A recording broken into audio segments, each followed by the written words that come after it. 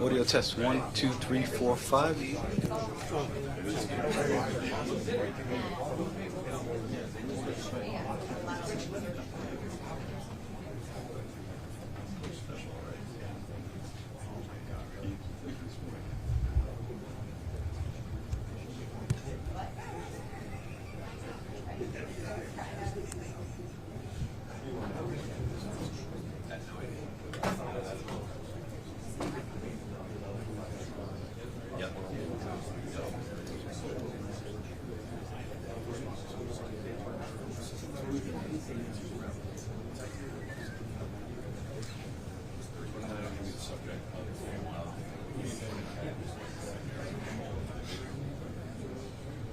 Maybe, okay. Take those lights and just 6 or 7. Just a little bit.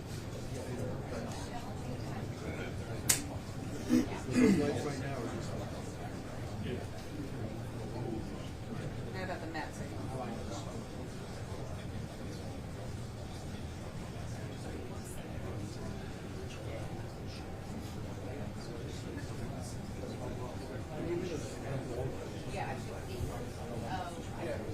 Guys, the one that's coming in the picture.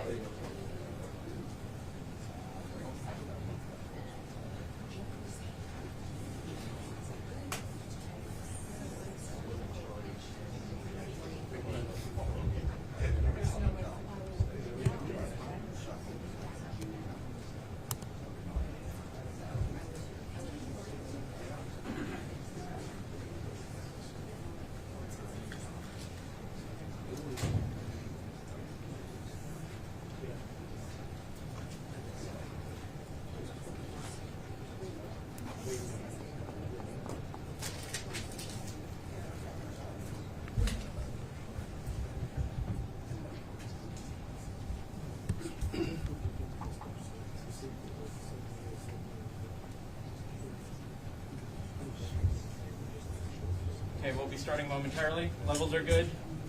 Mic's on. Mic's not Mic's on. on. Mic's not on. Now on. This one. Mic. Everybody can hear. Okay. All right, we'll be starting in about 1 minute. Thank you.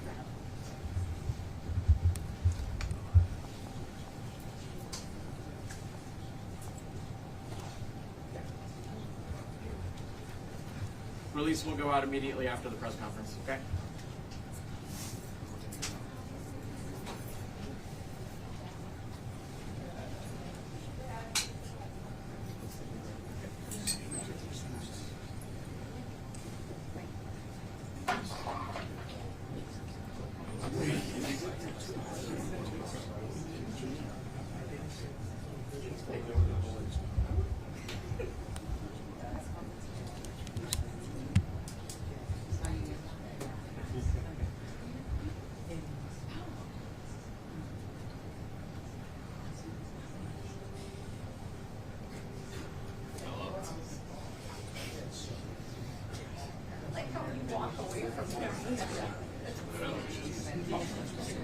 I know, he's my responsibility. Heads up. Morning, everyone. We'll be doing on topic afterwards. On topic only. Good morning, everyone. Good morning. Thank you once again for joining us at the Queens District Attorney's Office. I would like to acknowledge our great partners, the Chief of Detectives, Joseph Kenny, the prosecutors and investigators in my Violent Criminal Enterprise Bureau. I'll do the best I can. Charlie Dunn, Jonathan Brewer, John Sulka, John Sennett, Barry Weinraub, and Chief Kenny will introduce his folks from the Gun Violence Suppression Division, Homicide Squad, 103rd, 105th, 107th, 111th, 113th, and 116th precincts. We're here to announce the indictment of 32 reputed gang members as part of what's called Operation Shadyville. This is the largest single gang takedown in the history of Queens County. It is the second largest gang takedown, which included different gangs also from this administration, which was about 3 years ago. This is a 97 count indictment against, like I said, the single gang called Badco Ball-Out Gang, which is made up of both self-made Mac ballers and 5-5 neighborhood cricks. We have charged a total of 13 incidents of gunfire, 13 fatal shootings, 2 non-fatal shootings, 8 shots fired incidents that did not strike a person. 14 out of the 32 of the defendants are in fact shooters, and there are 6 individual victims, 3 murdered by gunfire, 1 struck by the car driven by an innocent man who was shot and killed by the gunfire, and 2 non-fatal shooting victims. This violence spanned across the borough of Queens County. It was in Queens Village, Hollis, Jamaica, Fresh Meadows, Kew Garden Hills, St. Albans, and Cambria Heights. Approximately 17 firearms, which you have before you, were seized during this investigation. We allege that these defendants have become the most violent gang in the borough of Queens County, creating fear and violence throughout this borough. The defendants are variously charged with murder, conspiracy, weapons possession, related charges. All have been charged with at least conspiracy in the second degree, face up to 15 years. Others have been charged with conspiracy in the first degree. They face over 25 years to life. 6 of the defendants are charged with the conspiracy in the first degree. Like I said, one of the highest charges available to law enforcement today.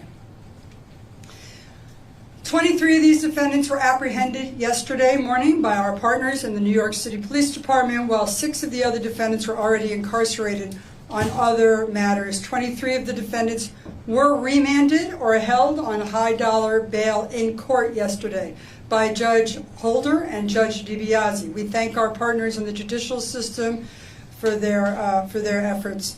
3 defendants remain unapprehended. 6 will be arraigned at a later date. We allege that the leader of this gang is called Javan Atapuco, who goes by the street name Shady. He was responsible for arming and organizing local teenagers. He also gave permission to gang members to shoot rivals.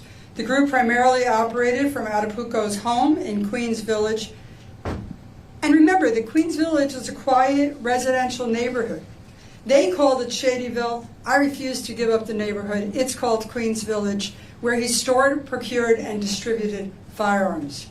Many of the individuals charged in this indictment live in Queens Village. For the last 4 years, members of Badco gang have been in an ongoing feud with their perceived enemies, Top Op Macballers, 5th Clack, and BG4. The groups are battling for territorial dominance in southeast Queens, and it was common practice for Badco members to travel the geographic territories controlled by rival gangs in vehicles, on scooters and bikes, and you know we have a large initiative on the scooters, and they seek out rival gang members to target for shooting. The defendants also called this practice spinning the block. They would seek the rival gang members by spinning the block, and many acts of violence were typically precipitated by taunts on social media.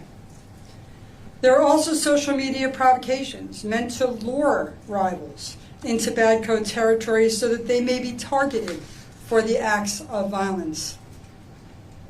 Make no mistake, this group didn't care whether they were shooting in busy intersections, whether they were shooting by schools, playgrounds, or very near residential homes or apartment buildings. After the shooting, it was common for members of the gang to brag about their exploits on music videos posted on YouTube and other social media platforms. There's also a number of daytime shootings associated with Badco. Think about what the daytime shootings bring. Think about people walking to school, coming from school, seniors going to senior centers, doing your shopping. One defendant's exploits were so well known that his nickname was Broad Day. Broad Day. for the number of broad daylight shootings he participated in. The violence associated with this group is truly staggering. I'm going to highlight a few of those incidents for you. On March 25th, 2022, multiple defendants planned to shoot a rival gang member outside Cardozo High School. Defendant Sean Chang, who was known as Broad Day, went to the school at dismissal time, and he fired multiple rounds from a .380 caliber semi-automatic pistol, and it struck the rival gang member. This shooting happened at 3 p.m. On June 7th, 2022, a teenage girl was preparing for her upcoming Regents exams in her home on 113th Road near Francis Lewis in St. Albans. This teenager, a student at Bronx Science High School, was sitting in her living room on a quiet residential street. Three of these defendants, including Shady, in an attempt to murder a rival gang member, fired 23 rounds in the immediate vicinity of her house and struck the girl in the leg. Fortunately, she survived. You will see, we have a video of this, and you will see multiple muzzle flashes in this video.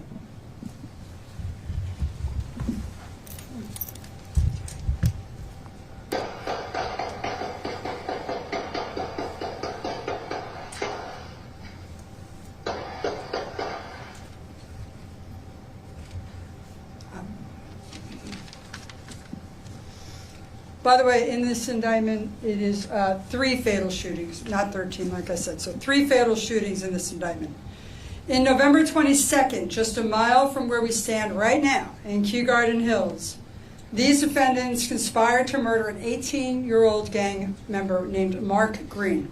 At least 5 individuals gathered outside North Queens Community High School next to the Queen of Peace Roman Catholic Church on Main Street. Defendant Jeff Joseph, whose street name is Havoc, and Shady approached Green. Havoc took out a loaded gun and killed the 18-year-old. This shooting, by the way, happened as well at 3 p.m. in the afternoon, in the middle of another residential neighborhood. Just a few months later, on January 20th, 23, a then 14-year-old defendant known as Shifty fired multiple rounds outside the New Dawn Charter School and Early Bird Educational Center in Jamaica. I'd like you all to just remember who goes to those schools, very young people as well. This shooting happened at 3:50 p.m. On May 20th, 24, 2 of these defendants, Emeka Anodu and a 16-year-old, spotted a rival in the McDonald's at the busy intersection of Springfield Boulevard and Linden. Both defendants fired multiple rounds into the McDonald's, and miraculously, no one was injured. This shooting was again in broad daylight at approximately 3 p.m. In the upcoming video, you will see the perceived rival in red standing outside the McDonald's. The defendants congregate in the parking lot, spray the restaurant with bullets. Pay attention to the glass window as you watch the video.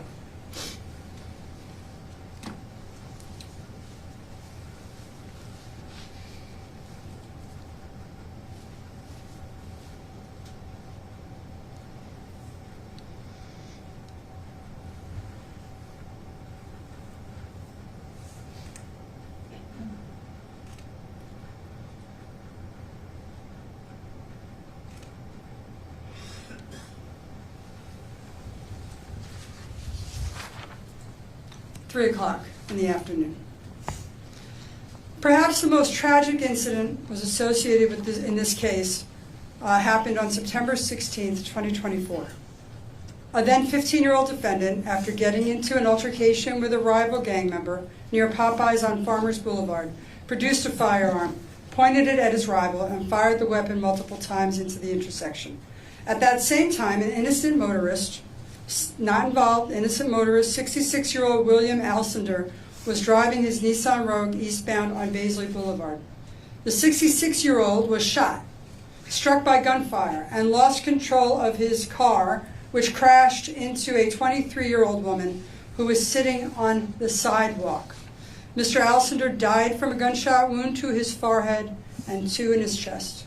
The 23-year-old woman suffered a head trauma, a collapsed lung, and is still having mobility issues due to the lower body trauma she suffered in the crash. The next video, I warn you, is very disturbing. You'll see a perceived rival pass the defendant on a scooter. The defendant produced a weapon, fired across the intersection. After the gunfire, look at the right corner of the video. You'll see the Nissan that Mr. Alcindor was driving crash into the building at the intersection and hit the innocent pedestrian.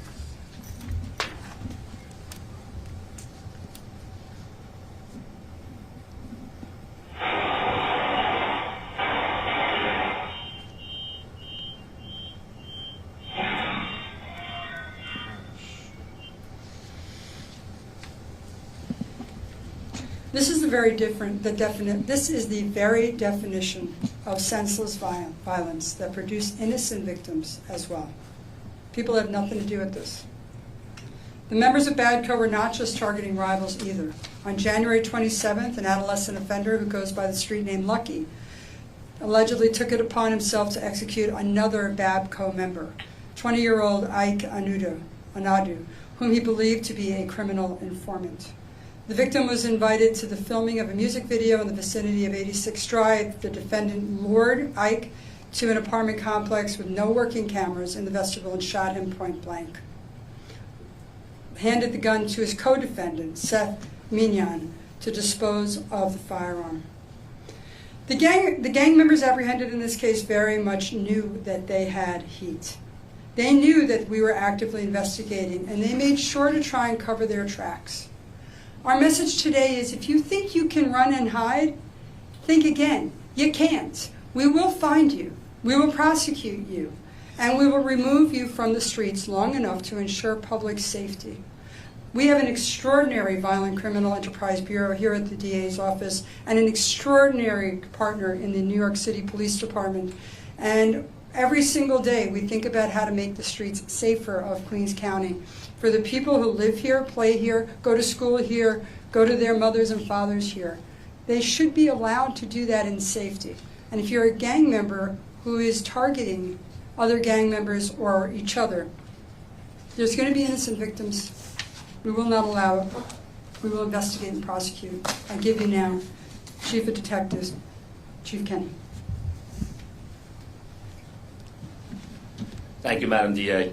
Good morning. On behalf of NYPD Commissioner Jessica Tisch, I am pleased to be here today for the significant takedown of this dangerous gang that has been terrorizing our streets and turning Queens neighborhoods into their own deadly playground. Time and time again, our message has been clear. If you shoot a gun in New York City, the NYPD will stop at nothing to find you, arrest you, and hold you accountable. This long-term investigation, stretching back to 2021, is a result of that relentless effort. The members of the NYPD's Gun Violence Suppression Division dismantled the BADCO gang and brought 32 of its alleged members to justice. Detectives were aided by the Criminal Group Database, a critical tool that helped investigators understand gang rivalries and affiliations. It strengthens casework and drives precision policing. It is no coincidence that all 32 gang members here were in our database. This gang turf war between BADCO and rival crews, including Top Op Mac Ballers, Fifth Clock, and BG4, had turned several Queens communities into open battlefields of gun violence. These indictments outline targeted shootings near schools, restaurants, other public places in broad daylight, resulting in 3 murders, 2 non-fatal shooting incidents, and 8 other shootings where thankfully nobody was hit. As DA Katz stated, in one incident, an 18-year-old was targeted, shot and killed just steps from a church. Another incident, in the afternoon hours at a McDonald's, saw 2 individuals fire recklessly into the restaurant while customers, including children, were eating.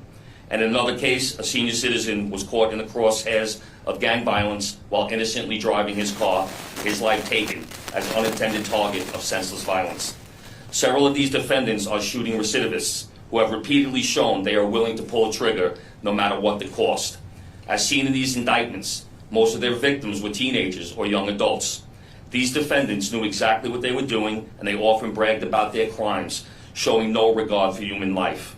Now, thanks to the tireless work of the men and women of the Gun Violence Suppression Division, along with the Queens County District Attorney's Office, they are being charged with murder, conspiracy, and weapons possession. The NYPD's focus on removing guns from our streets has never wavered, and we will continue to hold gun-toting gang members accountable.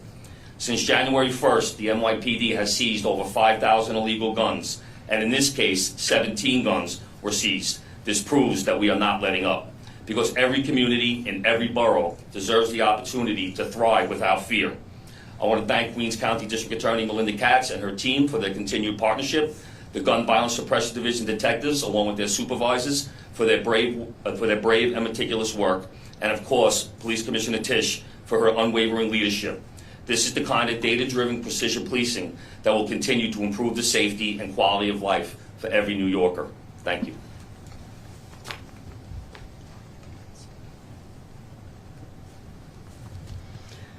I do want to take this opportunity to thank the NYPD and their gun violence suppression unit. It is an amazing team effort to get these guns off the street, to get the gangs off the street, make sure that our young people coming up know the gangs are not their chosen family. They will never be their chosen family. And we will make sure that they're held accountable for their crimes. I also want to make sure that we thank the Chief Assistant, Jen Nyberg, for her work in this office and on this. Jerry Brave, who is the executive over investigations, and of course Charles Dunn, who really walked us through the grand jury and everything that needed to be done to get to this point with Jonathan, and of course our Bureau Chief Jonathan Sennett and the Deputy Barry Frankenstein, for all the work that they have done. I'm happy to answer any questions I can, and if not, I'm sure someone up here can. On topic. Hi, Lindsay with ABC. Hi. Unapprehended defendants. Talk more about the efforts to apprehend them. We have great efforts to apprehend them. I mean, that is the answer, right? So they're still at large. We wouldn't discuss how and the efforts we're making to apprehend them, but I assure you that it is in everybody's interest, especially the people of Queens County, that we have them in custody as soon as we can. Okay, Queens Daily Eagle. Can you talk a little bit more about the adolescent offenders? What were their roles in the gang? I'm sorry, the what? The adolescent offenders, the underage offenders, what were their roles in the gang, and do you know how they were recruited into the gang? Do we talk about that? Some of it we can't talk about, but we're happy to talk about everything we can. What I can say is that the older members of the gang would recruit these younger members and then impress upon them to carry out acts of violence for the gang so that they can gain status and gain notoriety, which to do so would be to commit shootings and to get firearms and to acquire money in any way possible in order to gain status in the gang. So that would be their role. One of the things, by the way, I'm sorry, well, just to add to that for 1 second, one of the really outrageous things from my perspective is the ability and the desire to get the next generation into the gang activity. We talk a lot about that. We talked a lot about that at the arraignments yesterday. But they're recruiting. They're recruiting young people to commit these acts, and they're training the next generation. We can't allow that to happen. We have to stop it where it stands. And this indictment is proof that we are doing everything we can to make sure that the next generation doesn't fill the vacuum that is created by these takedowns. What is the age range of these adolescents? 16 to 18, 14 to 18. 10 wins. So in that vein, are you supportive of the Raise the Age law in Albany, and what would you say to those who are opposed to it? Well, I am supportive of certain aspects of the law, and we're going to stay on topic, and I'm happy to have the conversation offline once we start working with the legislature. But we have been in contact with the legislature and the governor's office. There are certain things that I would support on the Raise the Age, certain things I might not. That discussion is ongoing with the legislature, and we're happy to talk about it when we actually do you think it would be a deterrent to gangs like this, recruiting these young folks so that they get lesser? I do think it would be a certain deterrent in certain cases. In this particular case, we have enough charges for the adolescents to make sure that they are held accountable. There are a few that we have to go in order to make the applications to keep them in Supreme Court. I will tell you this: anytime we need to make the application to keep it in Supreme Court and not send it to family court, we will be making that application. One more. Thanks, folks. I appreciate you always showing up. I appreciate the interest you're taking in this borough. Thank you for being here.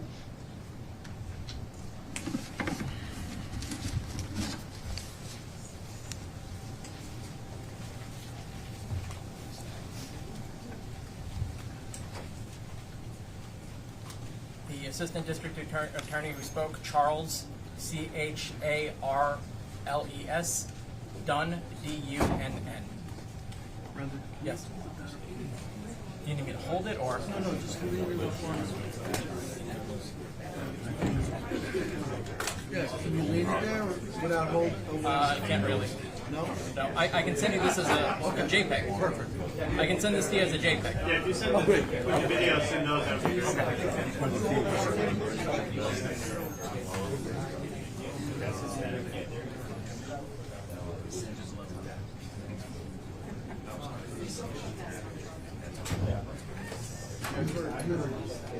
I have a really bad earpiece. I just went through my earpiece. You turn around here.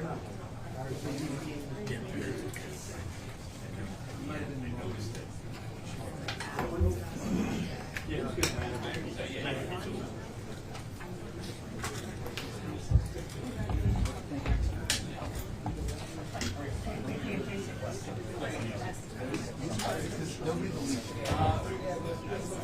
We are training someone.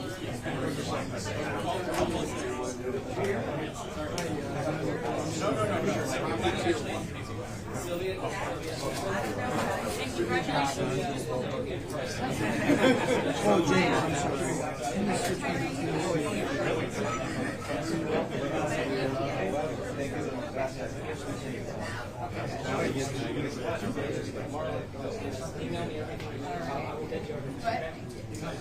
With the video, you're back.